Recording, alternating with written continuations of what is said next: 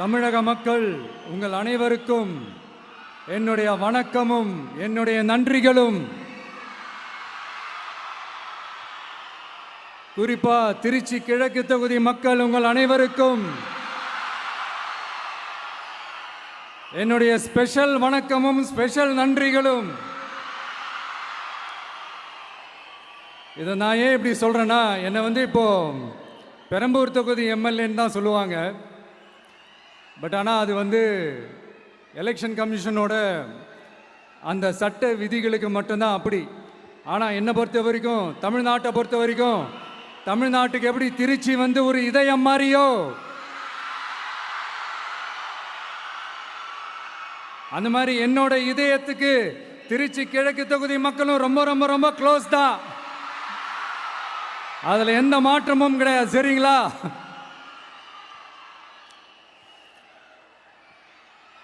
ஆட்சிக்கு சில வாரங்கள் கூட ஆகலை.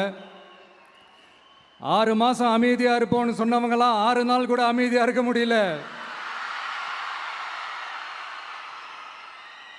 ஆட்சிக்கு அரை மணி நேரத்திலே ஆரம்பிச்சிட்டாங்க. பாவம், ஒரு கல்யாண வீட்டிலலாம் போய் புலம்பிட்டு இருக்காங்க. நான் சொன்னதெல்லாம் நடக்குதா? 1 by 1 எல்லா புலம்பல்ஸும். அது மாதிரி இத்தனை வருஷமா மாற்றி மாற்றி உங்களை ஏமாத்திக்கிட்டு இருந்த இந்த 2 பேரையும் வேண்டாம்னு சொல்லி ஒதுக்கிட்டு உங்களுக்காக உண்மையா உழைக்க வந்த உங்க விஜய, உங்க அண்ணனை, உங்க தம்பிய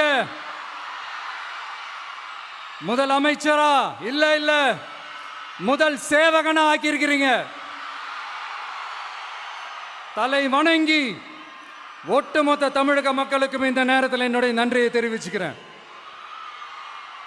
இந்த நேரத்தில் எங்களுக்கு ஆதரவு தெரிவித்த அத்தனை இயக்கங்களுக்கும், அத்தனை இயக்கத்தின் தலைவர்களுக்கும் மீண்டும் என்னுடைய நன்றியை தெரிவிச்சுக்கிறேன்.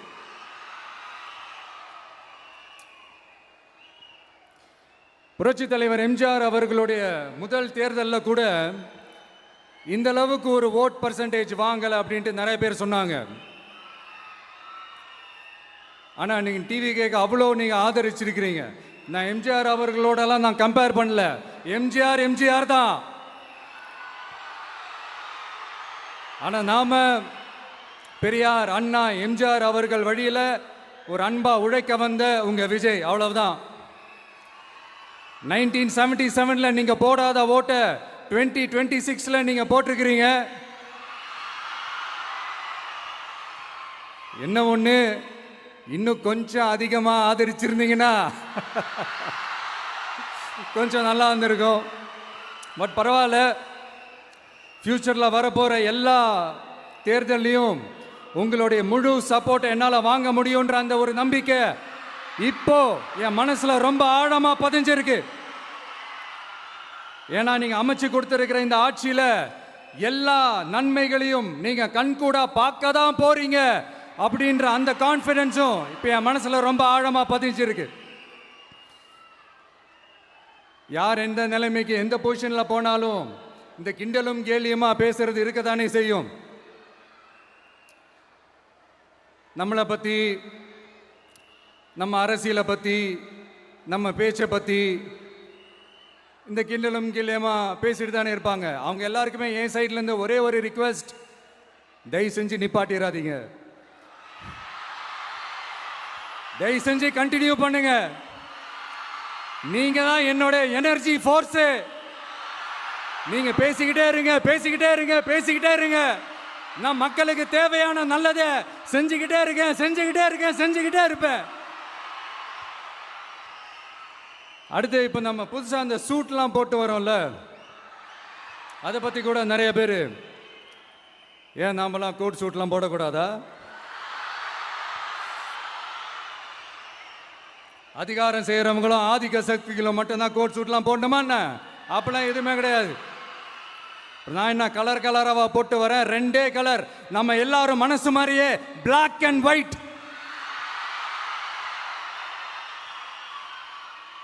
எல்லாத்திலும் Black and White இந்த விஜய் இருப்பான் அப்படின்னு காட்டுறதுக்கு தான் அந்த கலர்.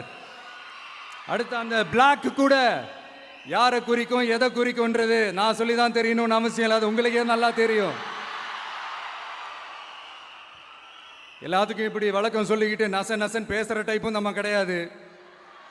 உங்களுக்கே தெரியும், அதிகபட்சமாக எல்லா மீட்டிங்கிலும் 20 நிமிஷம்குள்ளே தான் நான் பேசியிருக்கிறேன். அதனால் இப்போ மக்கள் என்கிட்ட என்ன சொல்கிறாங்க அப்படின்னா, இந்தாப்பா விஜய், நீ எங்களுக்காக உழைக்கிறதுக்காக வந்திருக்கிற, அந்த வேலையை மட்டும் பாரு, உன்னை பற்றி பேசுகிறவங்கள நாங்கள் பார்த்துக்கிறோம் அப்படின்னு சொல்லிட்டாங்க. சரி, ஆனது ஆச்சு. இப்போ என்ன, உனக்கு எதிரிகளே இல்லையா அப்படின்லாம் கேட்டால் அப்படிலாம் நான் சொல்ல மாட்டேன், அப்படிலாம் நான் நினைக்கவும் மாட்டேன், அப்படி நினைக்கவும் கூடாது. இப்பவும் சொல்கிறேன், அரசியல் ரீதியாக சொல்கிறேன், 2 பேருக்கு நடுவில் தான் போட்டியே. ஒன்று இன்னொன்று, எஸ், ஒன்று டிவிக்கு, இன்னொன்று டிஎம்கே. இதுக்கு நடுவில் வேற யாருக்கும் எந்த வேலையும் கிடையாது. ஏதாவது இருக்குன்னு சொல்றீங்க? எலெக்ஷனுக்கு முன்னாடியும் அவங்களுக்கு ஒரு வேலையும் இல்லை, இப்போ எலெக்ஷனுக்கு அப்புறம் சுத்தம். ஆனால் இந்த திமுகவும் மற்றும் பலரும் ஒன்றா சேர்ந்துக்கிட்டு இந்த விஜயோட ஆட்சி வந்துடக்கூடாதுன்னு சொல்லி ஒரு கூத்து ஒன்று பண்ணாங்களே, அந்த கடைசி 5 நாள், அடாடாடாடாடா, நமக்கெல்லாம் ஓஹோ இப்படியெல்லாம் கூட நடக்குமோ என்ன கூத்துங்கிறீங்க. ஆனால் ஃபியூச்சர் என்னவா இருக்குன்றதை மட்டும் இப்போ நான் சொல்கிறேன். உங்களுக்காக உண்மையாக உழைக்க வந்த இந்த விஜயா, இல்லை இந்த விஜயோட ஆட்சி அமைஞ்சிடக்கூடாதுன்னு தடுக்க நினைச்ச ஸ்டாலின் சாரா, அவ்வளவுதான். இதுக்கு நடுவில் வேற யாரும் எந்த அல்லு சில்லும் உள்ள வந்து நம்மளை தடுக்கிறதோ எதிர்க்கிறதோ ஏதாவது பண்ணாங்கன்னா நிர்வாகம் அதுக்கு பொறுப்பில்லை ராஜா, நிர்வாகம் அதுக்கு பொறுப்பில்லை. ரிசல்ட் என்னவா வரும்ன்றது அது உங்களுக்கே நல்லா தெரியும். நம்மளை ஏளனமா பேசுறதா நினைச்சு அவங்களுக்கு ஆப்பு வச்சுக்கிறாங்க. திமுக நம்மளை தடுக்க, திமுக நம்மளை எதிர்க்க, திமுக நம்மளை அவமானப்படுத்த அத்தனையும் நமக்கு நன்மையே.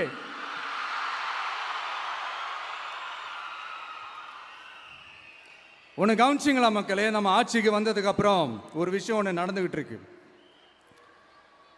இது இந்த ஜென்சி தலைமுறையை அட்ராக்ட் பண்ணுறதுக்காக இங்கிலீஷ் தமிழ் கலந்த அறிக்கை, அது சொல்ல வந்து நினைச்சிங்களா? அந்த காமெடியெல்லாம் கிடையாது.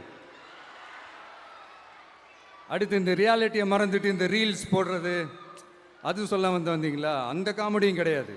இது சீரியஸாக ஒரு விஷயம் நடந்துக்கிட்டு இருக்கு. முன்னெல்லாம் சட்டசபையில் யார் பேசுனா நமக்கு என்ன, யார் அடிச்சுக்கிட்டா நமக்கு என்னன்னு இருந்த கூட்டம்லாம் இப்போ சட்டசபையில் என்ன நடக்குது, என்ன பேசிக்கிறாங்கன்றது ரொம்ப உன்னிப்பாக கவனிக்கிறாங்க. கவனிச்சிங்களா? திமுக ஸ்டைல்லே சொல்லணும்னா ரீல்ஸ் போட்ட கூட்டம்லாம் இப்போ நியூஸ் பார்த்துக்கிட்டு இருக்கிறாங்க. அதில் நமக்கு சந்தோஷம் தான், பெருமை தான். நம்மளுடைய யங்ஸ்டர்ஸ், நம்ம பெண்கள் எல்லாம் அந்த அரசியல் என்னன்னு தெரிஞ்சுக்கணும், அந்த அரசியல் என்னன்னு புரிஞ்சுக்கணும்னு அப்படி ஒரு விழிப்புணர்வு ஏற்பட்டிருக்கு. அதில் எங்களுக்கு சந்தோஷம்தான். இதெல்லாம் யாரால நடந்திருக்கின்றது நான் சொல்லி தான் உங்களுக்கு தெரியணும்னு அவசியம் இல்லை, அது உங்களுக்கே நல்லா தெரியும். இப்படிப்பட்ட நம்ம தெய்வங்களை, இப்படிப்பட்ட நம்ம மக்களை தற்குறின்றது இன்னமும் சொல்லிக்கிட்டு இருக்கிறாங்க. நான் காஞ்சிபுரத்தில் சொன்னதை தான் இங்கே நான் திரும்பவும் ரிப்பீட் பண்ணுறேன். நீங்கள் தற்குறின்னு சொன்னீங்களே, அவங்க தான் உங்களோட அரசியல் வாழ்க்கையே ஒரு கேள்விக்குறி ஆக்கியிருக்கிறாங்க. கேள்விக்குறி ஆக்கிட்டாங்க, இன்னமும் ஆக்க போறாங்க.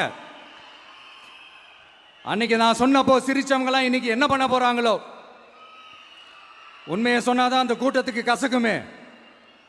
உண்மையிலே நீங்க மக்கள் மனசை புரிஞ்சு வச்சிருந்தீங்கன்னா நீங்க இப்படி மக்களை தப்பாவே பேசியிருக்க மாட்டீங்க. அது என்ன, அப்புறம் அரசியல் புரிதல் இல்லாம மக்கள் நமக்கு ஓட்டு போட்டுட்டாங்களாம். இந்த கவர்ச்சியில மயங்கி மக்கள் நமக்கு ஓட்டு போட்டுட்டாங்களா? நான் என்ன, சரி விடுங்க.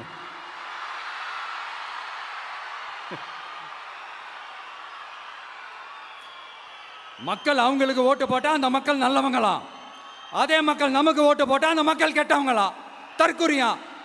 இதே மக்கள் தான் இத்தனை வருஷமா உங்களுக்கு ஓட்டு போட்டுட்டு இருந்தாங்க. உங்களுக்கு மட்டும் என்ன, வேற ஏதாவது பிளானட்ல இருந்து குதிச்சு ஓட்டு போட்டு போனாங்களா?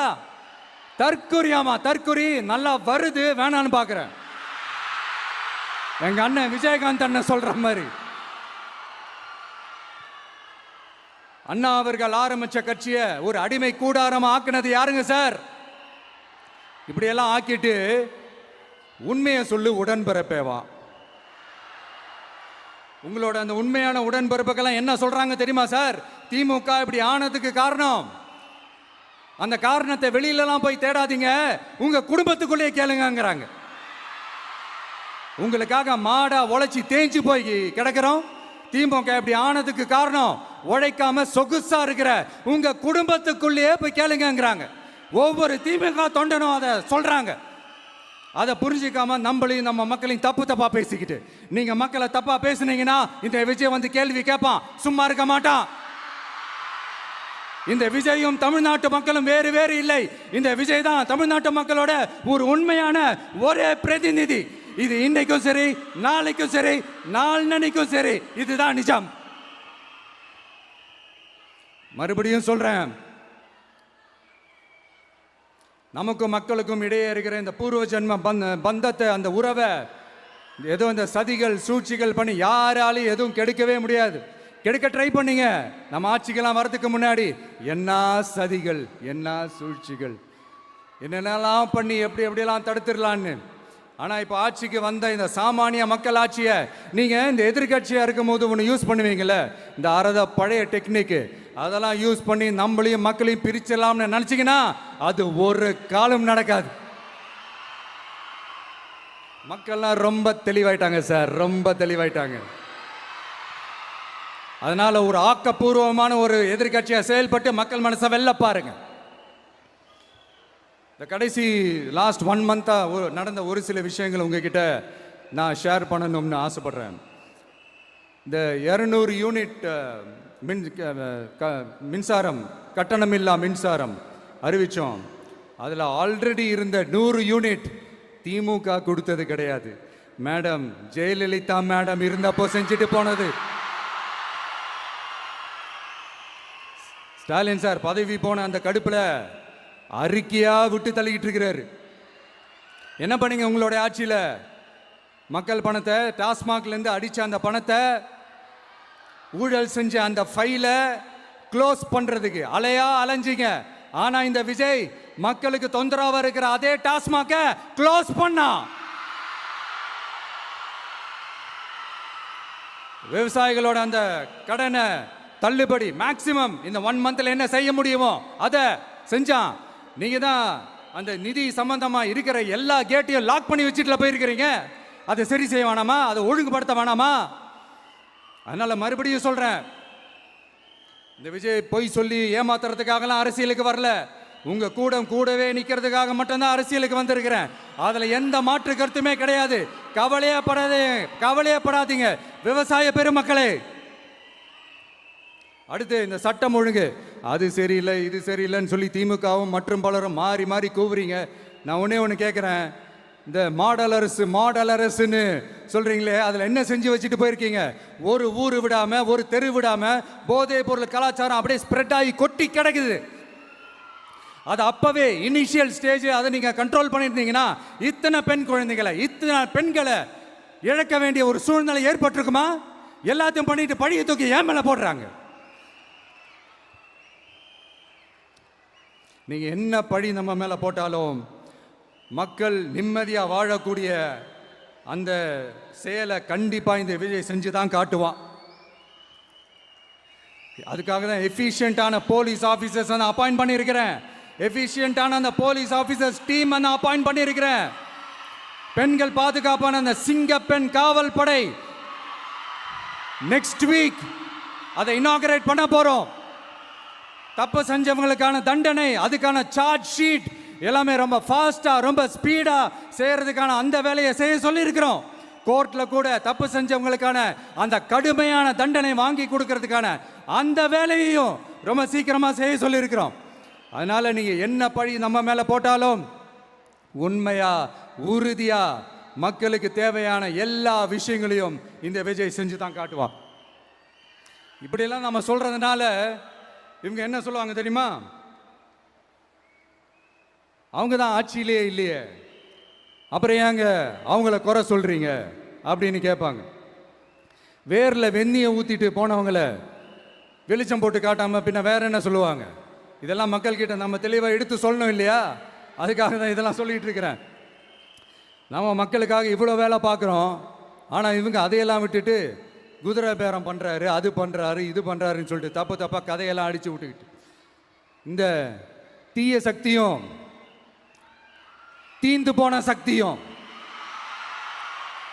அதாங்க திமுகவும் மற்றும் பலரும் ஒன்னா சேர்ந்துக்கிட்டு திருட்டுத்தனமா யாருக்கும் தெரியாம ஒரு ஓரமா மூலையில உட்கார்ந்துட்டு பேரம் பேசி கூட்டு சேர்ந்து ஆட்சி அமைச்சு கொள்ளையடிக்க திட்டம் போட்டாங்க. அது ஏன் தெரியுமா? உங்களோட இந்த டிவிக்கு ஆட்சி அமைஞ்சா அவங்க பொழப்பே போயிடும். அந்த கொள்ளையடிக்கிறது, லஞ்சம், ஊழல் எல்லாமே கத்தம் கத்தம். அதான் இந்த காரணம். அடுத்து ஸ்டாலின் சார், திமுக வந்து இப்போ தீய சக்தி மட்டும் இல்ல, மக்களை விட்டு ரொம்ப தூரமா போன தூர சக்தி, ஓர சக்தி, கோர சக்தி, பார சக்தி. நீங்க எப்போ இந்த தீந்து போன சக்தியோட நீங்க கூட்டு சேர்ந்துக்கிட்டு ஆட்சி அமைக்கணும்னு நினைச்சீங்களோ, அப்பவே இந்த திமுக தூர்ந்து போன சக்தியாகவும் ஆயிடுச்சு. நீங்களாம் நம்மளை பத்தி அவதூறு பேசலாமா சார்? இது நியாயமா? மக்களை இவ்வளவு பெரிய மக்கள் சக்தி நம்மளோடு இருக்கும் போது நமக்கு எதுக்கு வேற அரசியல்? எலெக்ஷன்ல 50-60 வருஷமா இருந்த சாதிய உடைச்சிருக்கிறோம், மதத்தை உடைச்சிருக்கிறோம், காசு கொடுத்து ஓட்டு வாங்கறத உடைச்சிருக்கிறோம்.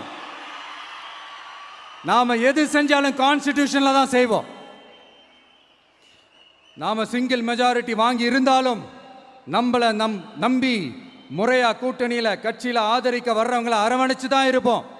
நான் இப்பவும் மீண்டும் டிக்ளேர் பண்றேன், டிவிகே ஆட்சி எந்த பாகுபாடும் இல்லாம எல்லாருக்குமான ஒரு ஆட்சியா தான் இருக்கும்.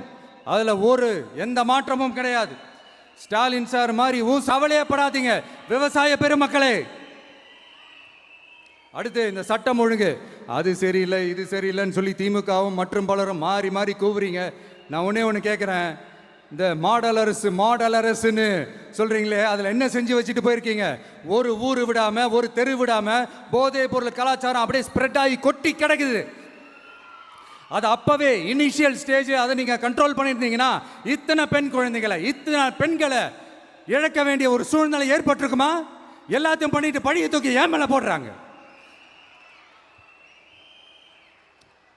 நீங்க என்ன பழி நம்ம மேல போட்டாலும் மக்கள் நிம்மதியா வாழக்கூடிய அந்த செயலை கண்டிப்பா இந்த விஜய் செஞ்சு தான் காட்டுவான்.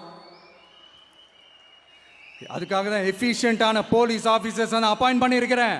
எஃபிஷியன்டான அந்த போலீஸ் ஆபீசர்ஸ் டீம் நான் அப்பாயிண்ட் பண்ணியிருக்கிறேன். பெண்கள் பாதுகாப்பான அந்த சிங்கப்பெண் காவல் படை நெக்ஸ்ட் வீக் அதை இனாகரேட் பண்ண போறோம். தப்பு செஞ்சவங்களுக்கான தண்டனை, அதுக்கான சார்ஜ் ஷீட் எல்லாமே ரொம்ப ஃபாஸ்டா, ரொம்ப ஸ்பீடா செய்யறதுக்கான அந்த வேலையை செய்ய சொல்லி இருக்கிறோம். கோர்ட்ல கூட தப்பு செஞ்சவங்களுக்கான அந்த கடுமையான தண்டனை வாங்கி கொடுக்கறதுக்கான அந்த வேலையையும் ரொம்ப சீக்கிரமா செய்ய சொல்லி இருக்கிறோம்.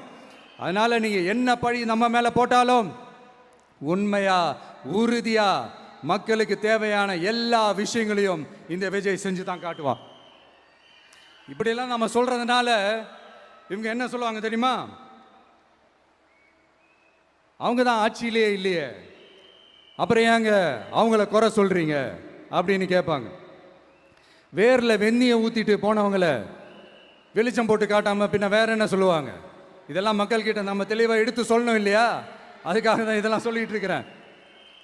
நம்ம மக்களுக்காக இவ்வளோ வேலை பார்க்குறோம், ஆனால் இவங்க அதையெல்லாம் விட்டுட்டு குதிரை பேரம் பண்ணுறாரு, அது பண்ணுறாரு, இது பண்ணுறாருன்னு சொல்லிட்டு தப்பு தப்பாக கதையெல்லாம் அடித்து விட்டுக்கிட்டு இந்த தீய சக்தியும்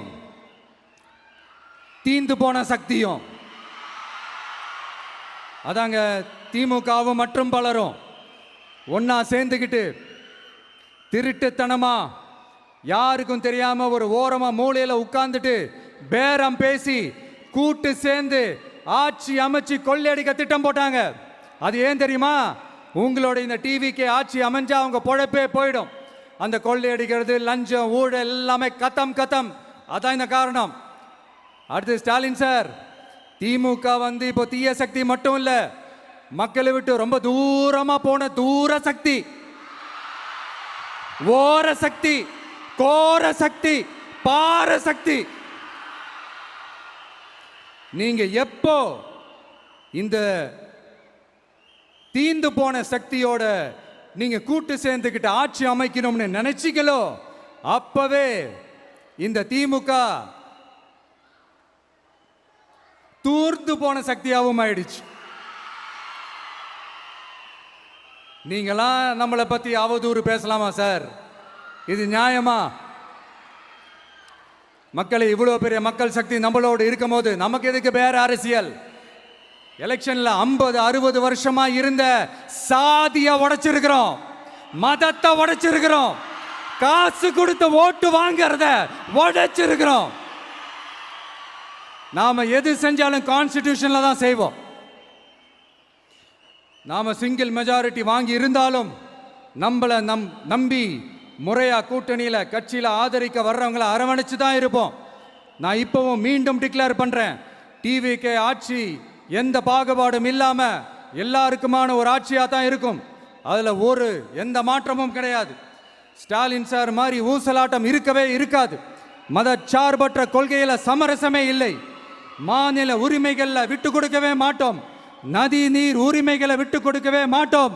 சமூக நீதி, சமத்துவ நீதியை ஒரு நாளும் விட்டு கொடுக்கவே மாட்டோம். அதனால திருச்சி கிழக்கு தொகுதி மக்களே, தமிழ்நாட்டில் இருக்கிற 234 தொகுதியும் நம்ம தொகுதி தான். அதுல எந்த கட்சி ஜெயிச்சிருந்தாலும் அது நம்ம தொகுதி தான். பெரம்பூரா இருக்கட்டும், திருச்சி கிழக்கா இருக்கட்டும், எனக்கு 2 கண்கள் மாதிரி. அதுலயும் திருச்சி கிழக்கு என் செல்ல புள்ள மாதிரி. அதனால வரப்போற இடைத்தேர்தல்ல உங்க வீட்டில் இருக்கிற ஒருத்தரை, உங்கள ஒருத்தரை தான் வேட்பாளராக நிக்க வைக்க போறோம். நீங்க எப்படி இந்த விஜய்க்கு ஆதரவு கொடுத்து ஓட்டு போட்டு ஜெயிக்க வச்சீங்களோ அதே மாதிரி வரப்போற இடைத்தேர்தல்ல உங்களுடைய அந்த வேட்பாளரையும் ஜெயிக்க வைப்பீங்கன்ற அந்த ஒரு நம்பிக்கை நான் முழுமையாக தான் நம்புறேன். உங்களுக்காக உழைக்க வந்திருக்கிறேன். உங்களுக்காக எல்லா விஷயத்தையும் நான் பார்த்து செய்வேன். ஊழல் இல்லாத, லஞ்சம் இல்லாத ஒரு ஆட்சியை நான் கொடுப்பேன். I understand. ஒரே நாள் அது நடக்காததான், அது மேஜிக் இல்லை. பட் ஒரு நாள் அதை நான் நடக்க வைப்பேன்.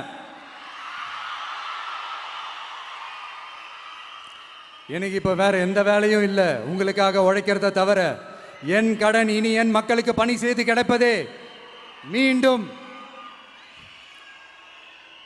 என்னை ஜெயிக்க வச்ச தமிழக மக்களுக்கும் திருச்சி கிழக்கு தொகுதி மக்களுக்கும் மீண்டும் என்னுடைய நன்றியை தெரிவிச்சுக்கிட்டு கான்பிடண்டா இருங்க, நல்லதே நடக்கும், வெற்றி நிச்சயம்.